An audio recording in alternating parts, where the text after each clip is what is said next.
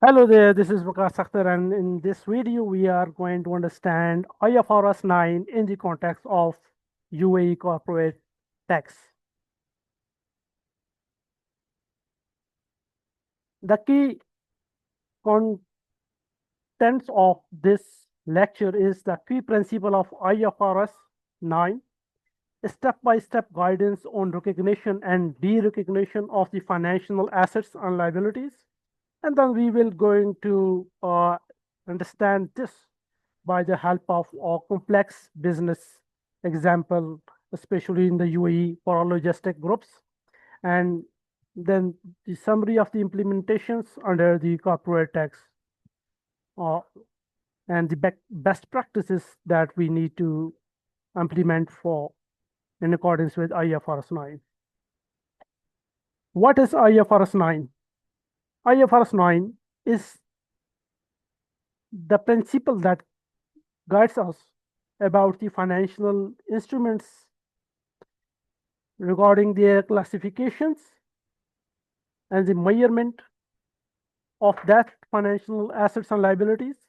And it is permitted that we can measure it at amortized cost or fair value through other comprehensive income or fair value through profit and loss. Then very important, the impairment using by expected credit loss model and hedge accounting. Why IFRS 9 important for UAE corporate tax?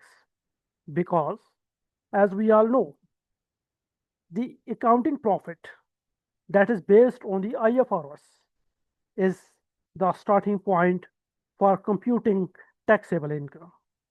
Financial instruments classified under IFRS 9, especially impairments, fair value gain losses, and derecognition adjustments can impact taxable income. For example, losses due to expected credit loss, normally we call this as ECL, may reduce accounting profits, but whether they reduce the taxable income, that depends on the FTA's treatment of these items.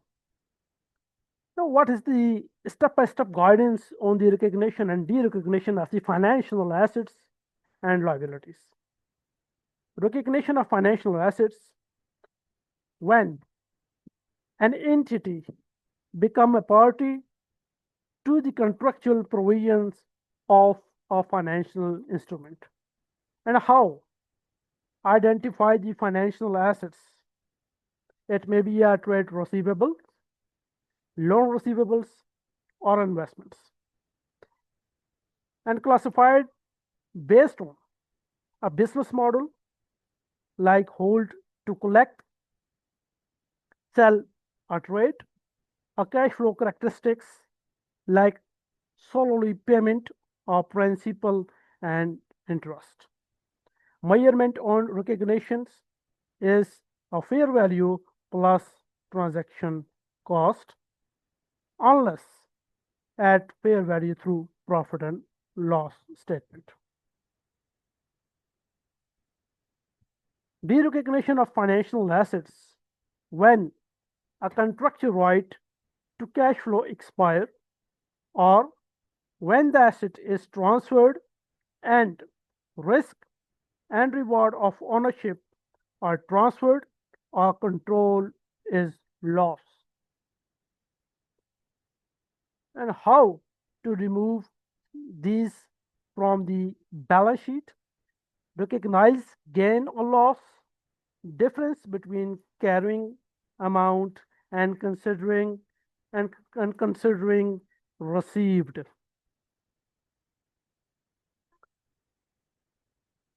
Impairment under impairment under ECL model applies to trade receivables, loans, and lease receivables, etc.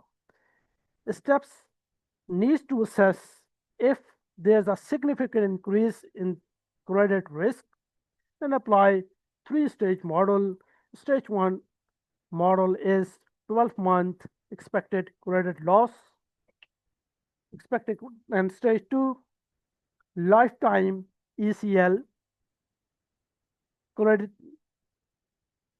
risks become high. Then there is a stage 3. If we have a lifetime ECL, then credit impaired. In stage 2, there's a lifetime ECL, but at this point, there is the credit risk arises. But at the stage 3, we have a solid evidence that now we are not able to collect our loan. Then at that point, the credit will be impaired, and that impact will be on our profit and loss statement. That will reduce our tax accounting profit, and that may affect our taxable income. Now, look at example. For example, there is a logistic UAE logistic group company, and the scenario is this: a freight forward arm, that's a mainland, a vehicle leasing entity situated in a free zone, and a related party is a finance company offering loan to transport partner. Recognize the finance company provide a loan of 2 million to a partner in Abu Dhabi and recognize loan receivable at fair value. After 6 months, partner denies payment. Risk arises. And that time, ECL arises and the loan impaired, while our financial statement should show the ECL as an expected loss of loan, which impact our taxable income. And at that time, FTA will require a certain documents to be considered that ECL is general. The summary of the implementations under UAE Corporate Tax: IFRS 9 items, initial recognitions that will become an assets on balance sheet, and for the corporate tax purpose, no immediate impact. ECL impairment reduce the profit, may reduce taxable income if substantial means they have a evidence, spotted evidence is there. Derecognition, loss or gain, impact profit, and that loss are reduced, allowed if IFRS compliant. And fair value changes directly hit the PL and include in a taxable income unless exempted. Best practice for the UAE company is to documentations proper, maintain proper IFRS based impairment assessment, tax planning, coordinate with tax advisors when provisions are written off assets, and consistency align financial reporting with tax filing, especially in group structure, and use ERPs for further accounting purposes. Thank you.